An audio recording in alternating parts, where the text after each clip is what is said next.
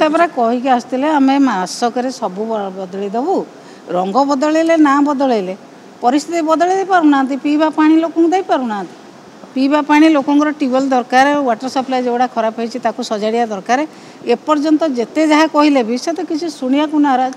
ପରିବର୍ତ୍ତନ କରୁଛନ୍ତି, ଆକୁ ସବୁ ପରିବର୍ତ୍ତନ କରୁନାହାନ୍ତି କାହିଁ? ଲୋକଙ୍କର ଯାହା ଆବଶ୍ୟକତା ସେ ଆବଶ୍ୟକତାକୁ ପୂରଣ ନ କରି ରଙ୍ଗ ବଦଳେଇବା ନା ବଦଳେଇବାରେ ସେ ଅଛନ୍ତି।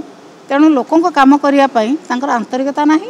ତେଣୁ ଏ ସରକାର ଖାଲି ମିଛରେ ଧୁଆମାଡ଼ ମାରୁଛନ୍ତି। କେବଳ ନିଜର ପ୍ରଚାର ପ୍ରସାର, ଦଳୀୟ ପ୍ରଚାର ପ୍ରସାର, ବର୍ତ୍ତମାନ ଦେଶର ଯେଉଁ ଭଳିଆ ସ୍ଥିତି, ବର୍ତ୍ତମାନ ଦଳର ପ୍ରଚାର ପ୍ରସାର କରି ଲୋକଙ୍କୁ ଗ୍ୟାଦରିଂ କରିବା ଏବଂ ନିଜ ଦଳୀୟ ପଇସାରେ ଲୋକଙ୍କୁ ଡାକିବା ଏବଂ ନିଜେ ଗୋଟେ ଢଗ ଅଛି ଓଡ଼ିଆରେ, ମୋର ଆଣେ ମୋତେ ଭଲ ପା।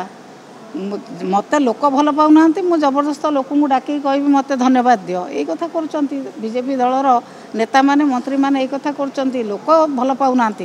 ଆପଣମାନେ ଫିଲ୍ଡକୁ ଯାଆନ୍ତୁ, ଲୋକଙ୍କୁ ପଚାରନ୍ତୁ ଏବେ ବର୍ତ୍ତମାନ ବିଜେପିର ସ୍ଥିତି କ'ଣ, ଆପଣ ଲୋକଙ୍କୁ ପଚାରନ୍ତୁ।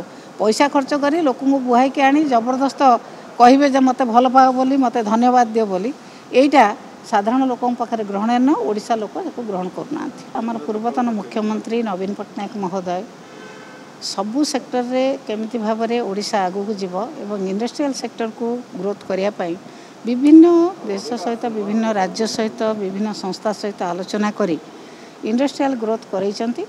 ଏବଂ ତାପରେ ବର୍ତ୍ତମାନ ସରକାର ବିଭିନ୍ନ କଥା ଆଲୋଚନା କରୁଛନ୍ତି, କିନ୍ତୁ ଏପର୍ଯ୍ୟନ୍ତ କାହା ସହିତ ଏଗ୍ରିମେଣ୍ଟ କଲେ, କି ପ୍ରକାର ଇଣ୍ଡଷ୍ଟ୍ରି ହେବ, କେଉଁ ପ୍ରକାର ଇଣ୍ଡଷ୍ଟ୍ରି କେଉଁ ଜାଗାରେ ହେବ, ଏପର୍ଯ୍ୟନ୍ତ କିଛି ନିଷ୍ପତ୍ତି ନେଇପାରିନାହାନ୍ତି।